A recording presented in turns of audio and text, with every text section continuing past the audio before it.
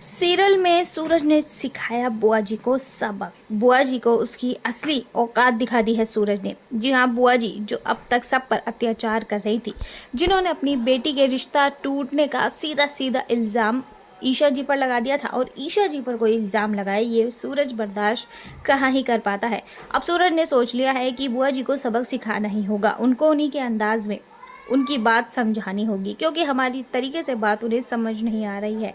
जिसके बाद सूरज एक बहुत बड़ा ड्रामा रचता है, जिसमें ये बात क्लियर हो जाती है कि ईशा का इन सब के बीच में हाथ नहीं है, बल्कि ईशा तो बुआ की लड़की जिसकी शादी होने वाली थी, उसकी ज़िंदगी संवारने में लगी थी, जिसकी ज़िंदगी बुआ जी बर्बाद करने में लगी हुई थी। वो लड़की जो पढ़ना चाहती थी, अपने पैरों पर खड़ी होना चाहती थी, लेकिन बुआ जी उसके गले में शादी नाम का फंदा डालना चाहती थी, उसके साथ फेरे कराकर उसको ससुराल भेजना चाहती थी। और इस बात पर उन्हें बहुत फक्र था। उन्हें ऐसा लग रहा था कि लड़कियों की शादी जल्द से जल्द हो जानी चाहिए। पर दोस्तों, अब यहाँ पर सूरज ने उनकी इस बात को नकार दिया है, इस बात को गलत साबित कर दिया है, जिसके बाद अब सूरज ईशा जी के लिए स्टैंड लेता हुआ नजर आएगा।